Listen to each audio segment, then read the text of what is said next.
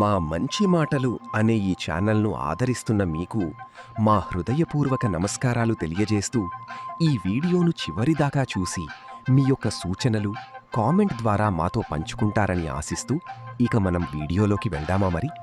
Video start. అదే మాదిరిగా భరత శత్రుఘ్నులు ఎప్పుడూ కలిసిమెలిసి తిరిగేవారు.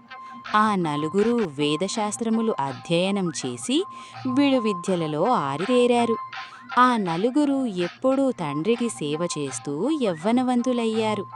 ఒకనాడు దశరథ మహారాజు వారి వివాహాల గూర్చి మంత్రులతోనూ బ్రాహ్మణులతోనూ ఆలోచన ప్రారంభిస్తూ ఉండగా అంతలో ద్వారపాలకులు వచ్చి తడబడుతూ, మహారాజా, గాధేరాజు కుమారుడైన విశ్వామిత్ర మహాముని మీ యొక్క దర్శనం కోరి వచ్చి ద్వారం వద్ద నిలచియున్నాడు అని ద్వారపాలకులు చెప్పగానే వెనువెంటనే పురోహితుల్ని వెంటబెట్టుకొని విశ్వామిత్రుణ్ణి ఎదురు వెళ్ళి అగ్రపాద్యాలతో పూజించాడు.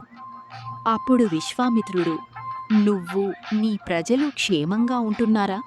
శత్రుభయం ఏమీ లేదుగా అని కుశల ప్రశ్నలడిగి వశిష్ఠాది మొదలగు మునులను హెచ్చరించి రాజభవనంలోకి ప్రవేశించి ఉచితాసనం మీద కొలువుతీరాడు. అప్పుడు దశరథుడు, నీ రాక నాకు ఎంతో ఆనందాన్ని కలిగించింది. నేను నీకు ఎలా సహాయపడగలను? నా వల్ల నీకు కావాల్సింది ఏమిటి అని విశ్వామిత్రులతో అన్నాడు. అప్పుడు ఆ మాట తీరుకు విశ్వామిత్రుడు బహుగా సంతోషించి, రాజా, నేను వచ్చిన పనిని నెరవేర్చి సత్యసంధుణ్ణి అని అనిపించుకో. నేను ఒక యాగం తలపెట్టి ప్రారంభించేసరికి ఇద్దరు రాక్షసులు, బలపరార్క సంపన్నులైన మారీచ సుబాహులనే రాక్షసులు నా యజ్ఞవేదికపై రక్తమాంసాలు కుమ్మరించి నా యజ్ఞాన్ని అపవిత్రం చేసి నా వ్రత సంకల్పం పాడు చేశారు. నేను కోపవించి శాపమిద్దామంటే నా వ్రత సంకల్పం భంగమవుతుంది. అందుచేత నీ సహాయం కోరి బయలుదేరి ఇక్కడికి వచ్చాను అంటూ నీ పెద్ద కుమారుడైన రాముణ్ణి నా వెంట పంపించు. నా యజ్ఞాన్ని మారీచ సుబాహుల ఆ రాక్షసుల నుండి ఈ కుర్రాడు రక్షించగలడు. ఆ సంగతి మీ కులగురువైన వశిష్ఠుల వారికి కూడా తెలుసు అని అన్నాడు. దశరథుడు ఆ మాటలు వినగానే తను కూర్చున్న సింహాసనం కంపించినట్లయింది.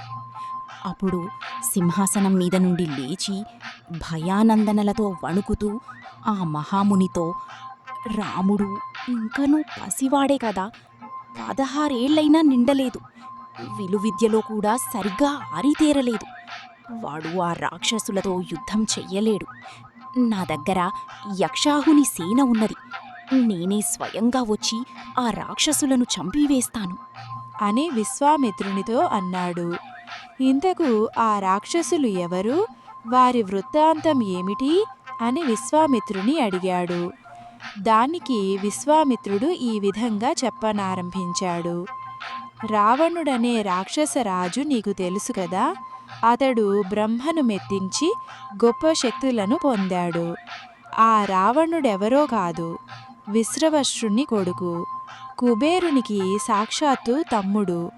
అతడు స్వయంగా యజ్ఞం భంగం చెయ్యలేనప్పుడు ఈ బలశాలులైన మారీచ సుబాహులను పంపిస్తూ ఉంటాడు. ఇంతటితో ఈ వీడియో ముగిస్తూ మీకు మా వీడియో నచ్చినట్లయితే సబ్స్క్రైబ్ చేయండి. ఎపిసోడ్ 6లో యాగ సంరక్షణకై విశ్వామిత్రుని వెంట రామలక్ష్మణులు బయలుదేరు వీడియో ఆడియోలు ప్రచురితమవుతాయి. అంతవరకు సెలవు తీసుకుందామా మరి? Good bye.